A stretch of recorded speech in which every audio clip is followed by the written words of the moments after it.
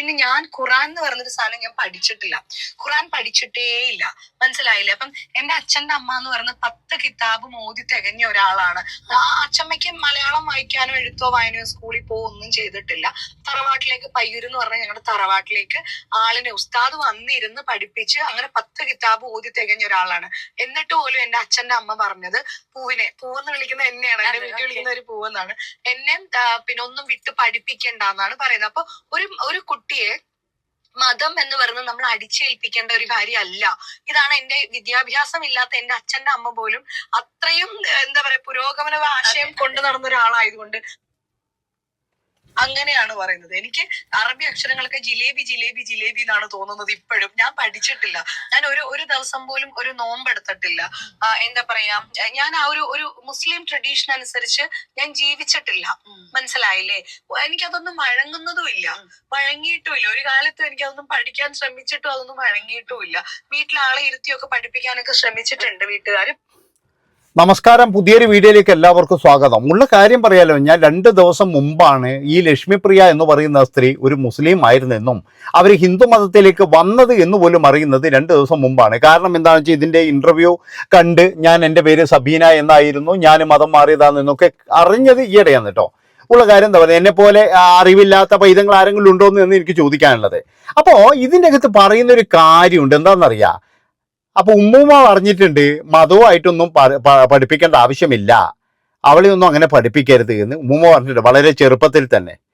അതുപോലെ തന്നെ എന്ന് പറഞ്ഞു കഴിഞ്ഞാൽ മതം കൊണ്ടൊന്നും ഒരു കാര്യവുമില്ല എന്ന് പറഞ്ഞിട്ടുണ്ട്, എല്ലാ കാര്യങ്ങളും ഉണ്ട്.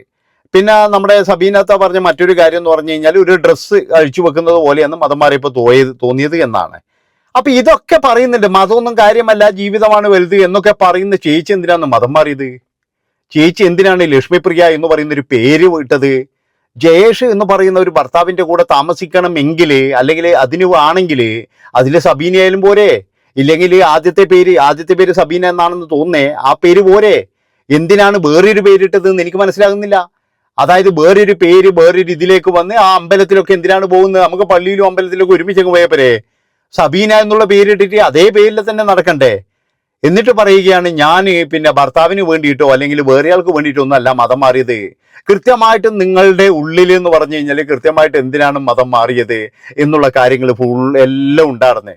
പിന്നെ എന്തിനാണ് ഇങ്ങനെ ഒരു പ്രഹസനം എന്നാണ് എനിക്ക് മനസ്സിലാകാത്തത്. പലരും എന്ന് പറഞ്ഞു കഴിഞ്ഞാൽ ഇതാണ്, അതായത് എന്തോ ഒരു സംഭവമാണ്, അതായത് മുസ്ലിം മതത്തിൽ നിന്ന് വന്നു കഴിഞ്ഞു എന്ന് പറഞ്ഞ് എന്തോ പേര് കിട്ടുന്നോ അല്ലെ പ്രസക്തി കിട്ടുന്നോ അങ്ങനെ എന്തോ ഒരു ധാരണയുണ്ട്.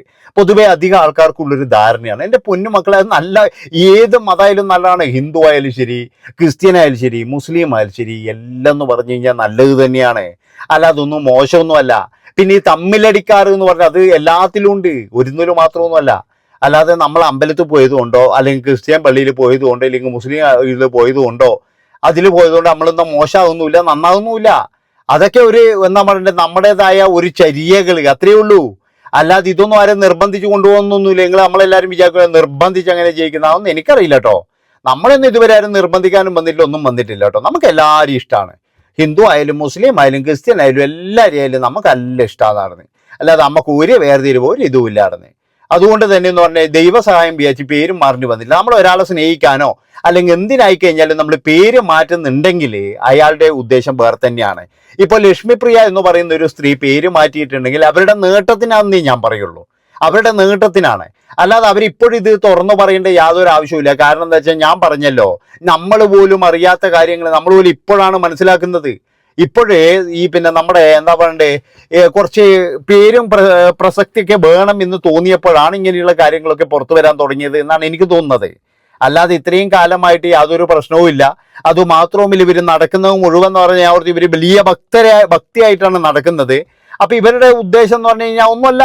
അങ്ങനെയാണെങ്കിലും ഒന്നും ഇവരിങ്ങനെ പറയില്ലല്ലോ. എന്താ വെച്ച് കഴിഞ്ഞാൽ ഞങ്ങൾ പിന്നെ അതിൻ്റെ ആവശ്യമില്ല, അതിൻ്റെ ഇതില്ല, എന്നിട്ടും ഇവർ മതം മാറിയിട്ടുണ്ട്. അങ്ങനെയാണെങ്കിൽ ഇവർ കൃത്യമായിട്ട് ഒറിജിനൽ പേരിലല്ലേ വരേണ്ടത്. ഇവിടെ പലരും എന്ന് പറഞ്ഞ കാര്യം ഇതാണ്. എന്താണെന്ന് വെച്ചാൽ ഇതിനിടയ്ക്ക് അതുപോലെ തന്നെ ഒരു സ്ത്രീ പറയുന്നുണ്ട്, വന്നിട്ട് വലിയ വായിൽ ഇന്റർവ്യൂ ചെയ്ത് പറയുകയാണ്. ആ സ്ത്രീയുടെ എന്ന് പറഞ്ഞു കഴിഞ്ഞാൽ പിക്ചറും കാര്യങ്ങളൊക്കെ കണ്ടു കഴിഞ്ഞാൽ, അതായത് ഈ പിന്നെ ലക്ഷ്മിപ്രിയനെ പറ്റി അങ്ങനെയൊന്നും പറയുന്നില്ല, അവരങ്ങനെ മോശമായിട്ടുള്ള രീതിയിലൊന്നും അങ്ങനെ ഒരു ഫോട്ടോയോ കാര്യങ്ങളോ ഒന്നും ഇല്ലാട്ടാ, അതൊക്കെ അവർ ഡീസന്റ് തന്നെയാണ്. പക്ഷെ ചില ആൾക്കാർ അവിടുന്ന് കുറ്റം പറഞ്ഞ് വന്നിട്ട് ഇപ്പുറത്ത് വന്നിട്ടുള്ള പരിപാടി എന്താ വെച്ചാൽ വളരെയധികം അപരാധിക്കൽ തന്നെയാണ് ചില ടീമുകളൊക്കെ.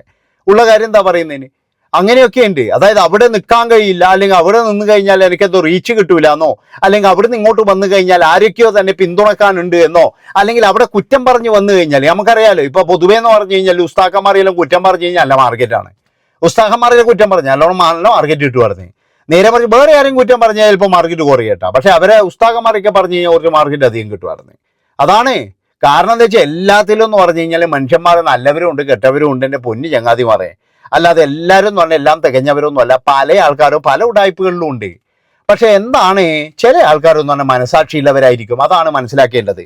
ഇപ്പോൾ നമ്മുടെ ലക്ഷ്മിപ്രിയ എന്ന് പറയുന്ന ഈ സ്ത്രീ ആ ഒരു മതത്തിൽ നിന്ന് പോയി എന്ന് വിചാരിച്ചിട്ട് അവർക്കൊന്നും സംഭവിച്ചിട്ടില്ല, ഒരു വസ്തു പോലും സംഭവിച്ചിട്ടില്ല. അതാണ് നിങ്ങൾ മനസ്സിലാക്കേണ്ടത്.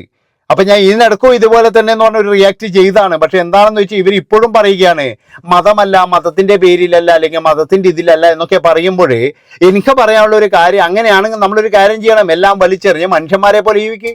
അതാണ്, മനുഷ്യന്മാരെ പോലെ അല്ല, നമ്മളെല്ലാം വലിച്ചെറിഞ്ഞ് നമ്മൾ സാധാരണ നമ്മൾ പേരോടുകൂടി ജീവിക്കുക, അതല്ലേ വേണ്ടത്. നമ്മളെ പേരോടുകൂടി ജീവിക്ക്, അതല്ലേ. അങ്ങനെ ജീവിക്കുമ്പോഴാണ് നമുക്കൊരു ഇത് കിട്ടുന്നത്. അല്ലാതെ നമ്മളൊരു പിന്നെ മതത്തിൽ ഭയങ്കരമായിട്ട് വിശ്വസിക്കുന്നുണ്ട്, എന്നാ ശരി ആ മതം മാറിയതുമാണ്, അങ്ങനെ പറഞ്ഞിട്ട് ഒരു കാര്യമില്ലല്ലോ. അപ്പൊ എനിക്ക് പറയാനുള്ളത് എന്താണെന്ന് വെച്ചാൽ ഈയിടെ ആയിട്ട് എന്ന് പറഞ്ഞാൽ എല്ലാവർക്കും എന്ന് പറഞ്ഞാൽ വേണ്ടത് ഫെയിമാണ്.